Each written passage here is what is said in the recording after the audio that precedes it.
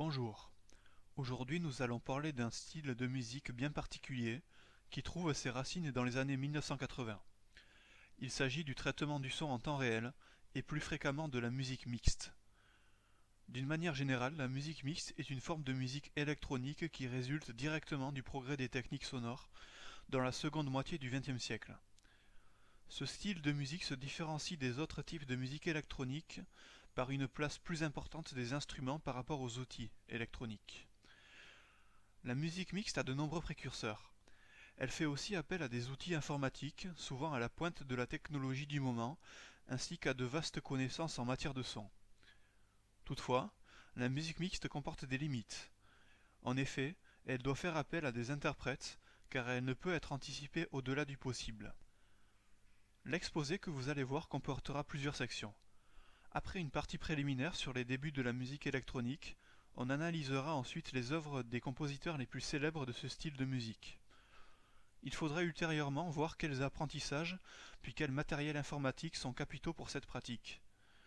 Ensuite, il est nécessaire de voir quelles sont les limites apportées à ce style de musique. Enfin, dans une perspective d'ouverture, on devra voir en quoi les autres arts peuvent-ils se mêler au son afin d'élargir cette discipline. Les débuts de la musique électronique, à l'origine de la musique mixte. Pour mieux comprendre les origines de la musique mixte, il nous faut faire un bref rappel historique. Cela nous amène à la fin du XIXe siècle, bien avant les premières heures de la musique électronique. L'industrialisation en Europe a vu se mettre en place un processus de développement et de généralisation des machines. On appelle logiciels les composants logiques et symboliques qui permettent de traiter l'information dans les machines informatiques. Les fondements du logiciel sont le codage, le calcul et l'interaction. Les sons d'avant-guerre se délimitaient surtout à des bruits expérimentaux créés en laboratoire. Les premières références majeures de la musique électronique se situent au tournant des années 50, notamment avec Pierre Schaeffer. Pourtant, un virage sera pris au cours des décennies suivantes. La musique électronique va être reconnue publiquement comme un aboutissement, ce qui en fera à partir des années 70 une musique populaire. La musique électronique est une musique principalement conçue grâce à des ordinateurs et des synthétiseurs ainsi que des platines. Aujourd'hui, les synthétiseurs tiennent une place importante dans la musique électronique. En effet, ils sont des outils puissants permettant de créer des climats uniques, notamment dans le jazz. Parmi les logiciels qui manipulent le son, on distinguait ceux qui génèrent le son de synthèse, par exemple le son stocké sur une carte son bon marché, de ceux qui manipulent les sons réels, comme des magnétophones numériques qui enregistrent les instruments analogiques. L'ordinateur assiste l'utilisateur dans la gestion de la hauteur des notes, tous les autres paramètres musicaux restant à la charge de l'instrumentiste. La musique assistée par ordinateur permet à n'importe qui d'aborder l'interprétation musicale, voire l'improvisation, avec peu de connaissances musicales théoriques. Les logiciels d'enregistrement audio, ou éditeurs de signal, vont du simple magnétophone numérique au studio multipiste intégré avec console de mixage. Voici quelques exemples consacrés à la musique électronique. Dans les radios européennes, notamment les radios scandinaves, Stockholm, Helsinki ou Copenhague, et à la fameuse British Broadcasting Corporation, aussi connue sous le nom de BBC, à Londres, mettent aussi sur pied des studios consacrés à la musique électronique. Un grand nom de la musique électronique est certainement Pierre Schaeffer. Né en 1910, il est certainement un des plus grands compositeurs français à s'être intéressé à la musique électroacoustique et concrète. Mais c'est aussi un chercheur. En tant que tel, il a fait évoluer le réseau de connaissances que l'on disposait alors sur ce sujet, qui était encore fortement limité. Ses œuvres sont plus ou moins originales, comme par exemple l'étude au chemin de fer qui suscite l'attention du milieu musical.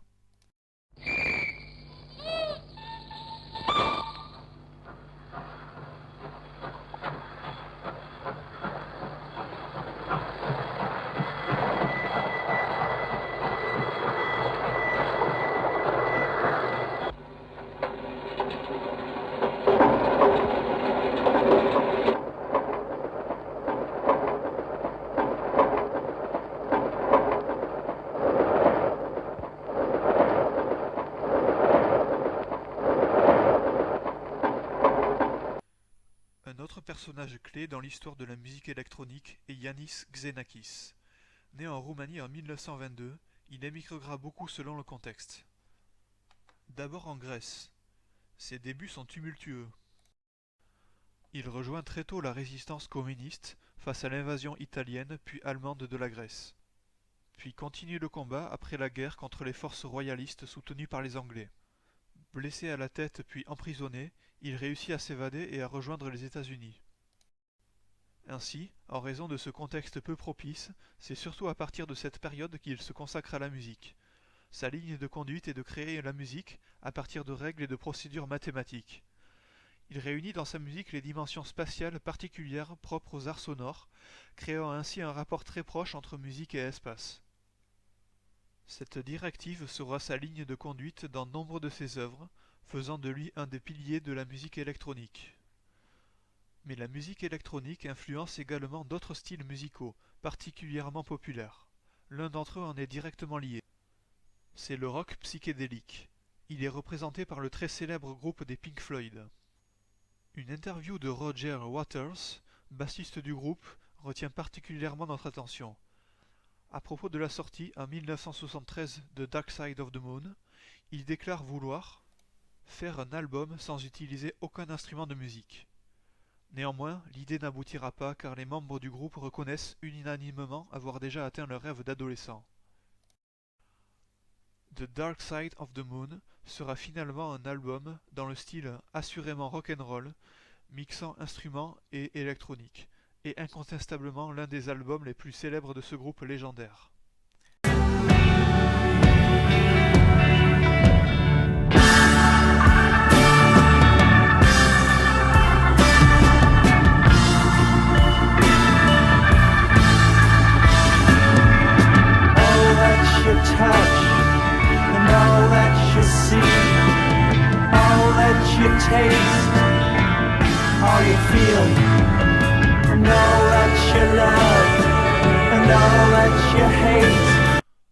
La musique mixte se divise en plusieurs catégories. On trouve en premier lieu la musique mixte en temps différé. Elle mêle des instruments ou voix et des sons électroniques. Les sons électroniques sont diffusés sur haut-parleurs. On considère dans cette catégorie que c'est l'électronique qui accompagne l'instrument. En 2012, des musicologues, compositeurs et interprètes ont exposé des résultats sur l'étude des musiques mixtes. L'analyse musicale a trouvé dans cette pratique artistique un objet complexe, faisant coexister deux mondes sonores et deux types de notation. L'objectif évident de la musique mixte est de mélanger les deux, à savoir le monde informatique et celui des instruments. La musique mixte en temps différé est officiellement défendue depuis les années 80 par l'Institut de recherche et de coordination acoustique musique, plus connu sous son acronyme IRCAM. Ce centre français de recherche scientifique, d'innovation technologique et de création musicale est fondé par Pierre Boulez. L'IRCAM se distingue des autres centres de recherche et de création de musique contemporaine par une volonté permanente de renforcer l'interaction entre les musiciens et les scientifiques. On constate ainsi les raisons pour lesquelles les chercheurs de l'IRCAM sont intéressés par ce modèle de musique mixte. Mais c'est surtout la musique mixte en temps réel qui va retenir notre attention aujourd'hui. Aussi appelée musique avec électronique en temps réel, elle fait appel à interprètes. Ces interprètes ont leurs instruments reliés à un dispositif électronique. Cela permet de transformer leur son et de diffuser le résultat sur des haut-parleurs. La particularité de ce type de musique est le traitement des sons en temps réel. En effet, les sons évoluent en temps réel. De plus, les sons électroniques peuvent des fois provenir au départ de sons réels transformés par la suite. L'ordinateur assiste l'utilisateur dans la gestion de la hauteur des notes, tous les autres paramètres musicaux restant à la charge de l'instrumentiste. Toutefois, les deux genres de musique ne sont pas obligatoirement isolés l'un de l'autre. Ils peuvent converger, donnant ainsi lieu à la musique mixte avec électronique en temps réel et en temps différé. C'est une musique avec électronique en temps réel qui, en plus des transformations, comporte des sons fixés, le tout pouvant être diffusé sur les mêmes haut-parleurs. Avant d'entamer notre section sur l'étude de certains grands compositeurs de musique mixte, il est nécessaire de dire deux mots sur la place des bruits de la vie courante dans le traitement des sons en temps réel. La musique mixte peut introduire des sons transformés par ordinateur. Mais à l'époque, le peu d'outils techniques ont poussé certains compositeurs à effectuer des expérimentations et observations sur des sons réels au départ. Les enregistrements ont pu mettre en avant des diverses techniques de transformation. Par exemple, obtenir un son différent en l'amputant de son attaque. Ou bien déplacer le soufflet à volonté en compensant la chute d'intensité grâce au potentiomètre, ce qui permet d'obtenir un son filé. Pour que tous ces procédés soient intégrés en temps réel, il faut une véritable connaissance des outils mis à disposition des compositeurs. Certains groupes se sont lancés dans l'aventure en intégrant des sons enregistrés de la vie courante, mis en avant en temps réel lors de représentations live. Afin de revenir à l'exemple des Pink Floyd, des représentations en live de Atom Heart Mother ont pu voir le jour, mais à en croire les témoignages des membres du groupe, le processus était difficile sur plusieurs points. On reconnaît bien quand on écoute certains passages de l'œuvre la présence de sons de la vie réelle non transformés. Nous reviendrons plus tard dans l'exposé sur la difficulté du processus.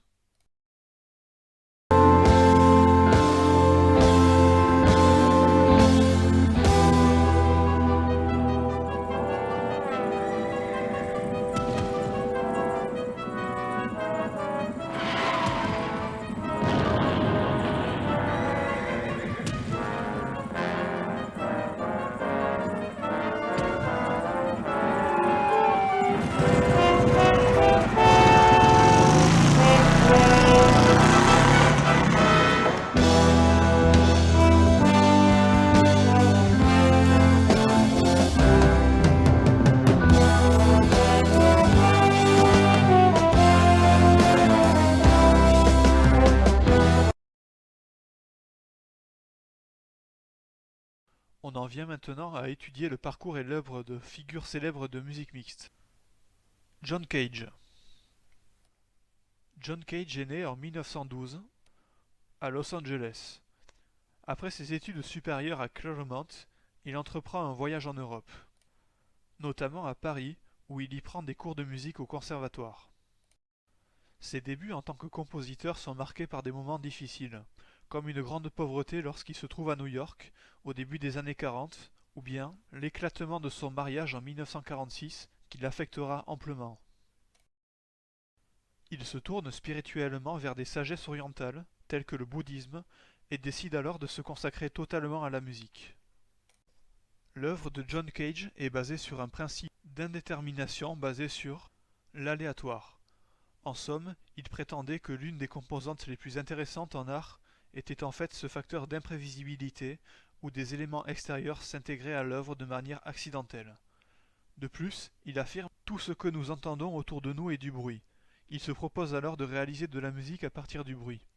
Cet état d'esprit le poussera à créer des œuvres non conventionnelles, notamment le fameux 4 minutes 33, dont la seule musique est celle produite par le public. Cette pièce nous pousse à concevoir que tout le monde peut créer de la musique. Écoutons à présent un passage de l'Imaginary Landscape numéro 1, œuvre maîtresse de John Cage.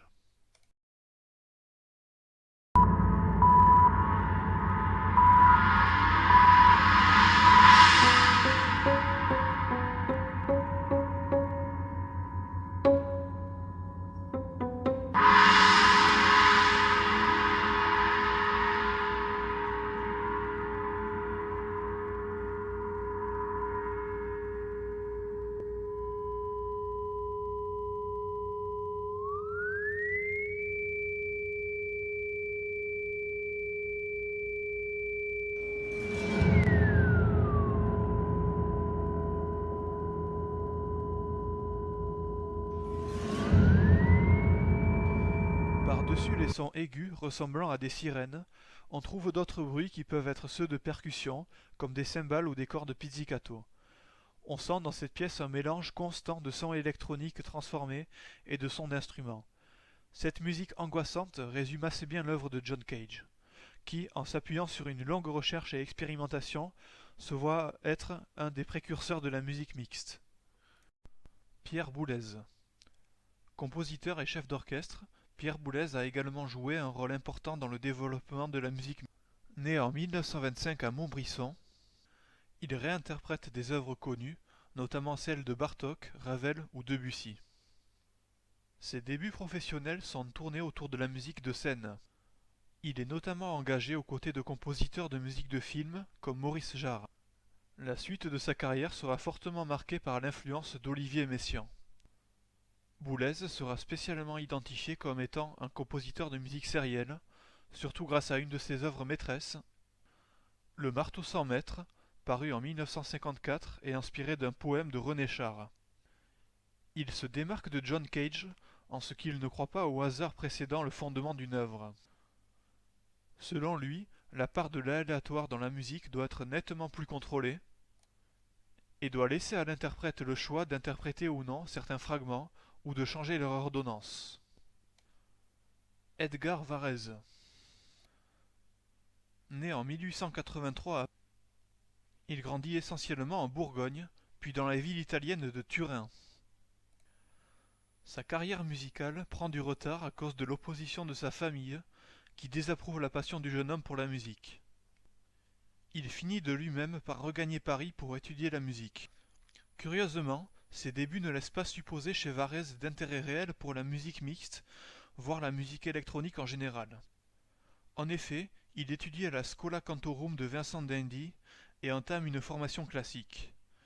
Ce n'est qu'à travers de nombreux voyages, spécialement aux États-Unis, pays dont il obtiendra la naturalisation, que le compositeur se tournera vers la musique mixte en temps réel. Ce passage d'un style académique à une allure novatrice est notamment dû à un réel intérêt de Varèse pour la science en général.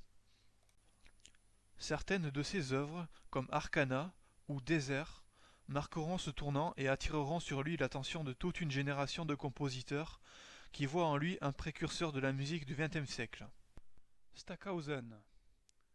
Grand compositeur allemand, il a particulièrement influencé le monde de la musique mixte par un travail de spatialisation des sons.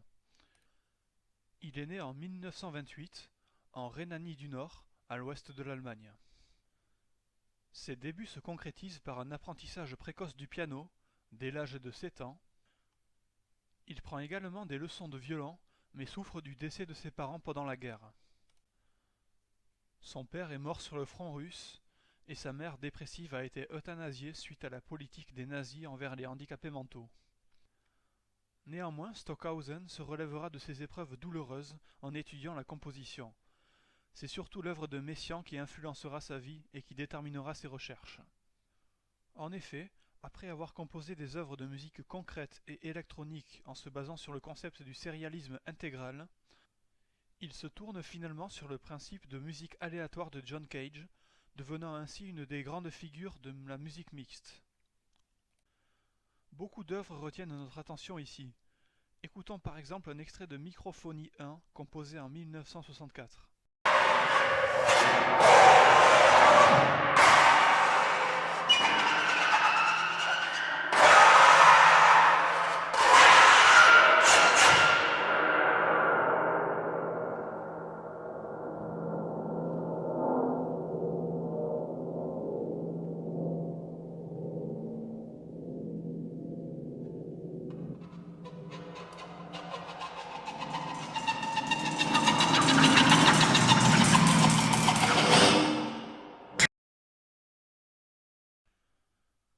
De nombreuses perceptions peuvent être possibles tout au long de l'œuvre, car on sent que le compositeur a voulu rapprocher certains sons de bruits de la vie réelle.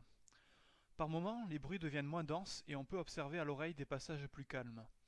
Mais d'une manière générale, la majorité des sons fait distinguer quelque chose d'inquiétant. On peut imaginer qu'on se situe dans des égouts pendant une grande partie de l'œuvre.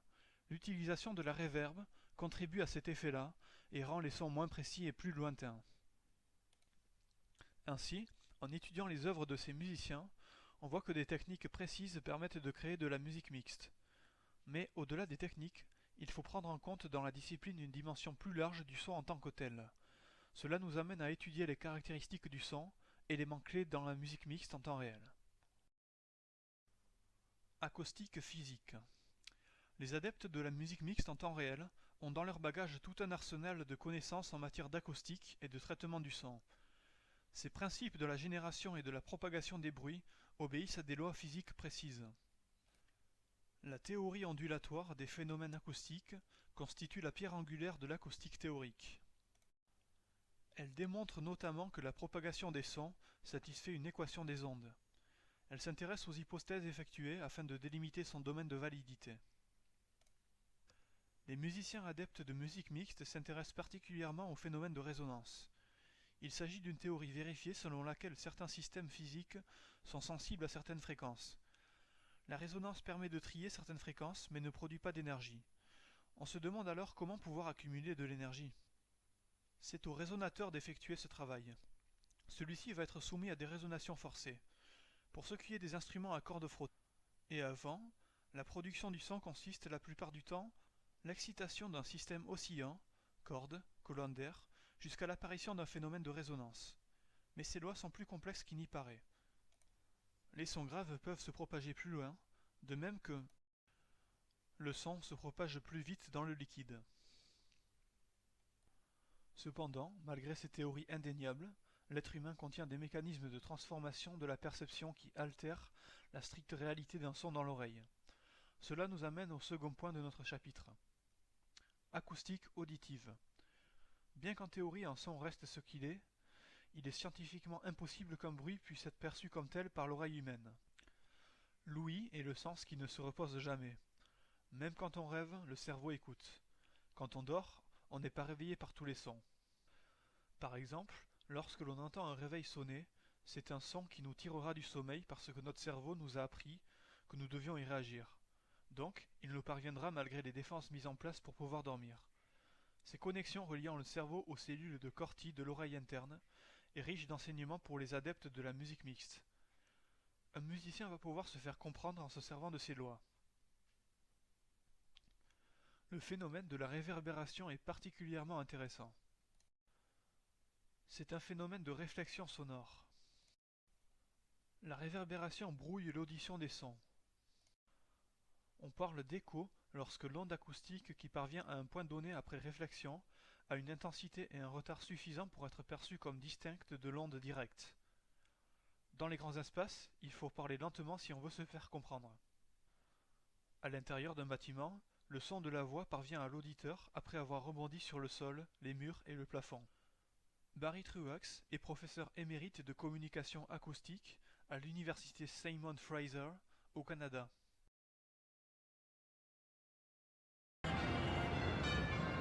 Pour lui, il est tout aussi important de préserver les sons emblématiques ou monuments sonores de la ville que ses monuments visuels. Avec une équipe de chercheurs, il a donc décidé de mesurer jusqu'où on entendait encore les cloches de la cathédrale du Saint-Rosaire. Il craint que le grondement de la circulation ne noie complètement les sons historiques de la ville. Ça remonte au début des années 1970, avec le projet mondial d'environnement sonore. Le compositeur canadien Raymond Murray Schafer, qui enseignait à l'université Simon Fraser, s'est dit qu'au lieu d'être contre le bruit, ce serait nettement plus positif de créer un paysage sonore. Toutefois, le musicien, pour traiter les données sonores en temps réel, doit recourir à un matériel informatique très spécial. Le développement de la musique mixte est très étroitement lié à l'évolution technologique, notamment à l'invention de l'électricité et à l'invention du magnétophone. Le synthétiseur. Le rôle du synthétiseur est primordial. Pour qui sait s'en servir, c'est un outil puissant permettant de répondre à la soif d'improvisation. Il est capable de créer et de moduler des sons sous forme de signal électrique. Vers 1995, une méthode révolutionnaire est apparue. Elle consiste à répliquer les structures de synthèse d'origine en modélisant numériquement les circuits. Ce sont des logiciels de synthèse. Ils opèrent en temps réel. Le synthétiseur contient des éléments importants dans le traitement du son en temps réel. Le potentiomètre est utilisé en musique pour permettre le réglage du son. C'est une résistance variable qui permet de recueillir une tension qui dépend de la position d'un curseur. Le synthétiseur peut être utilisé avec un séquenceur, c'est-à-dire un outil qui sert à automatiser l'exécution d'une séquence. Cette séquence peut ensuite être enregistrée. Autres outils. Les musiciens perfectionnent leurs œuvres grâce à des logiciels de suivi de partitions, notamment ceux mis en place par l'IRCAM, qui permettent de suivre des signaux audio complexes. Pour faciliter le travail en temps réel, la pédale d'effet est très efficace. Une pédale d'effet est un petit appareil contrôlable au pied, servant à appliquer un effet au son émis par un instrument de musique. Cet appareil est apprécié sur scène, car il peut être contrôlé tout en jouant avec son instrument. Un autre outil existe aujourd'hui. On a vu précédemment que les bruits peuvent produire des formes d'ondes précises, y compris des formes sinusoïdales, carrées, triangulaires. À présent, les formes d'ondes peuvent être produites par ordinateur, suivant le choix du musicien, grâce aux générateurs de signaux. Toutefois, ces générateurs de signaux sont surtout mis en avant dans un but expérimental, voire scientifique. On voit ainsi que les outils de base sont variés, mais ils sont aussi combinés. Limite de la musique mixte. Malgré toutes les possibilités offertes en matière de moyens ou de connaissances, la musique mixte comporte des limites. Problèmes techniques. D'abord, les limitations techniques obligeaient les artistes à faire preuve de beaucoup de créativité. Réutilisation d'échantillons à des vitesses différentes, partiellement ou à l'envers, entrelacement des parties instrumentales sur un nombre inférieur de pistes, souvent 4. Ces difficultés gagnent beaucoup de terrain lorsque le traitement du son doit se faire en temps réel. Même si on regarde un groupe compétent comme les Pink Floyd, lorsqu'ils ont joué Atom Earth Mother en live en 1970, des problèmes sont survenus car il est beaucoup plus difficile de faire interagir des sons en temps réel. Musique orchestrale et musique mixte. Au-delà des difficultés techniques, certains musiciens comme Schaeffer lui-même ont pu mettre en doute la mise en place d'une musique trop complexe. Il est surtout intéressé par la nature et la richesse de l'élément sonore, sa substance et sa matérialité. Les recherches de Schaeffer aboutissent à une théorie selon laquelle il faut rattacher tout langage musical à la perception que l'on peut en avoir. Selon lui, certaines démarches compositionnelles sont souvent détachées de tout souci sonore ou musical, au profit d'une construction purement intellectuelle. Il combat ce phénomène notamment grâce à une phrase célèbre « La musique est faite pour être entendue ». On peut illustrer ses propos par l'exemple de Marc-André Dalbavie, grand compositeur contemporain, qui a suivi des cours de Tristan Murail et de Pierre Boulez. Il a participé aux activités du département de recherche musicale à l'IRCAM et a suivi une influence très forte de Ligeti. Pourtant, son œuvre la plus célèbre, Color, est entièrement orchestrale, sans aucun procédé électronique. En voici un extrait.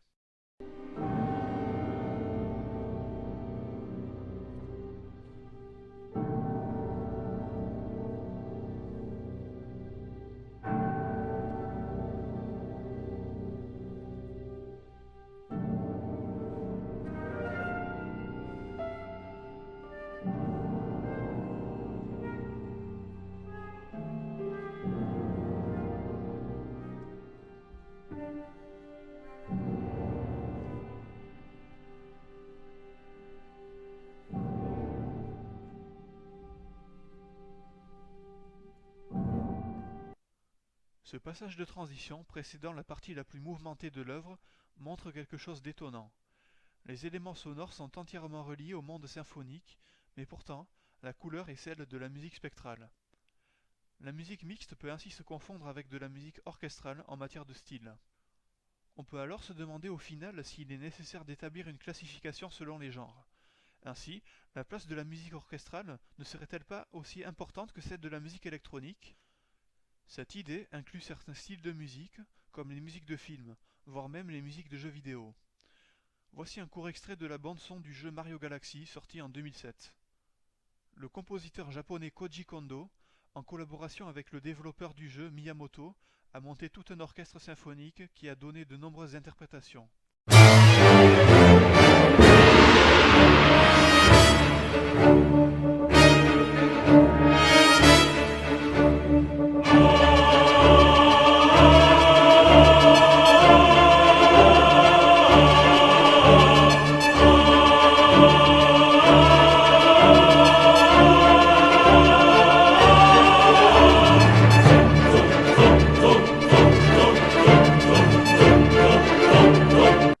Enfin, bien qu'il ne fasse aucun doute que la musique mixte soit très novatrice, on peut faire une petite parenthèse sur les influences que ce genre subit. Outre une influence de Rossini chez Atom Earth Mother des Pink Floyd, on trouve également une influence d'Eric Satie chez John Cage. Dès 1949, il travaille sur la musique de Satie, notamment lors de sa correspondance avec Pierre Boulez jusqu'en 1954. Une grande exposition a vu le jour il n'y a pas si longtemps de ça, de septembre à décembre 2012. L'exposition John Cage Eric Satie réunit d'importantes œuvres de John Cage, musique, poésie, théâtre-pièce, radiophonique, art visuel, installation, sculpture, instruments musicaux et films, qui témoignent de diverses manières de son admiration pour le compositeur français Eric Satie. Dernière partie. Ouverture et élargissement de la notion de musique mixte. L'apport des autres arts dans la musique mixte et dans le traitement du son en temps réel a son importance.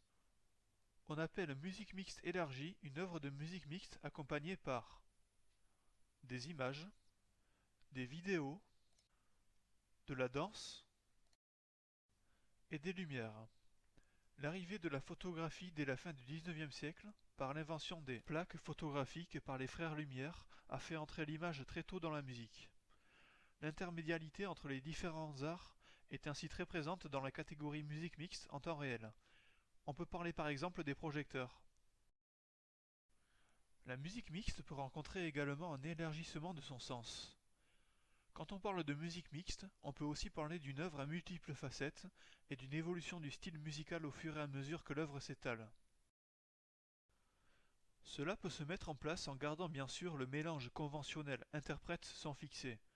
Écoutons par exemple le 60e parallèle de Philippe Manoury.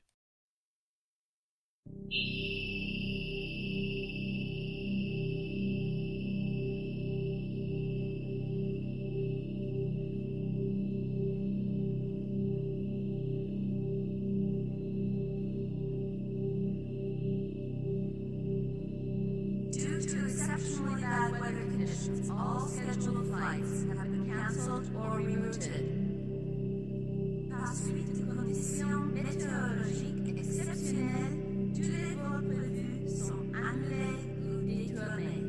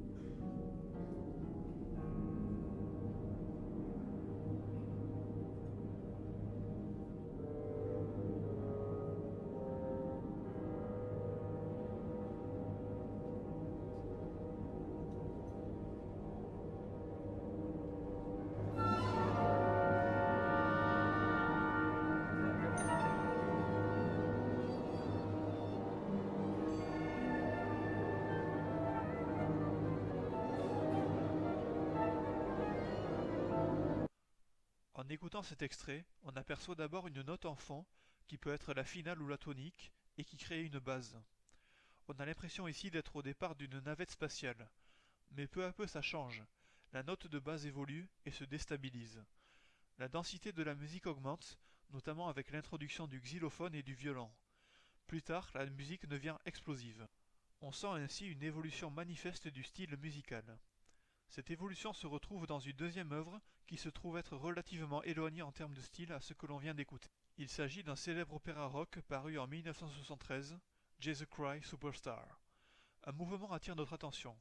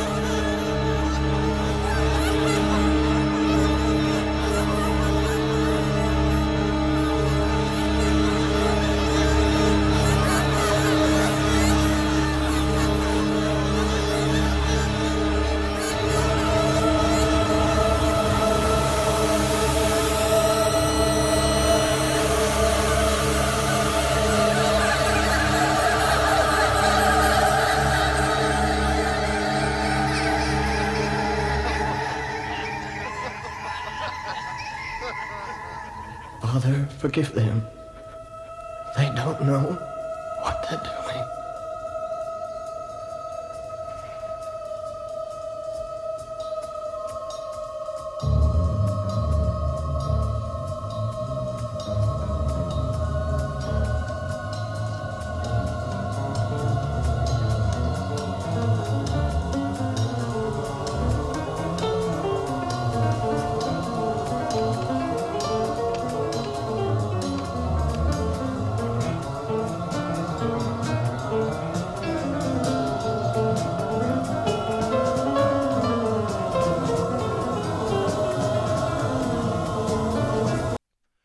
On note ici le même processus.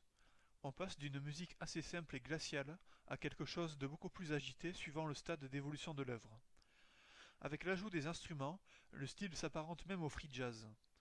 Cet extrait contient, comme chez Philippe Mandouri, les caractéristiques formelles de la musique mixte, à savoir un mélange d'instruments et de sons électroniques.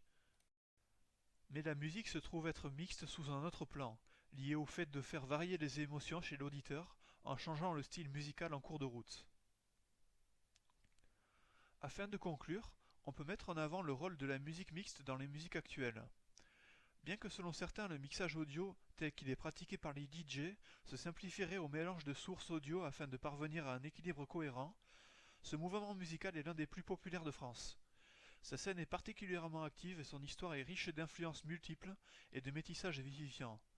Il intervient sur différents domaines comme l'égalisation, la dynamique, le niveau ou encore la spatialisation. Lors d'événements en direct comme les concerts, le DJ intervient depuis la régie en temps réel, mêlant mixage et diffusion simultanée. Le son doit être ainsi traité en temps réel et accompagné par des éléments visuels, comme les projecteurs dans les boîtes de nuit par exemple.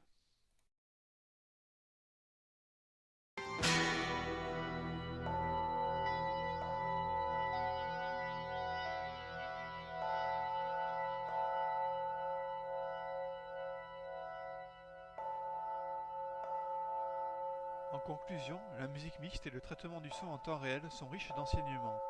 L'aspect technique ainsi que la connaissance des phénomènes sonores ne sont pas négligeables pour appréhender ce style de musique. Néanmoins, bien que nous ne sommes plus aujourd'hui au temps de John Cage, représentant l'âge d'or de la musique mixte, une recrudescence du domaine semble se voir aujourd'hui. L'argent est là pour attiser les désirs de conquête, de reconnaissance et pour outrepasser les frontières. Pas étonnant alors qu'un peu partout les festivals totalement dévoués aux musiques électroniques naissent, assurant ainsi aux artistes les plus ambitieux une place de choix pour exister et pour assurer la relève, ne serait qu'un temps. Voici pour terminer un extrait d'une œuvre majeure de cette branche musicale, Tuba the Bells de Mike Oldfield. Voyez comment l'auteur s'y prend pour enchaîner en temps réel les instruments les plus variés possibles. Nous vous laissons écouter pour ceux qui le souhaitent, c'est le passage le plus marquant de cette œuvre. Pour les autres, la vidéo est terminée. Merci et à bientôt.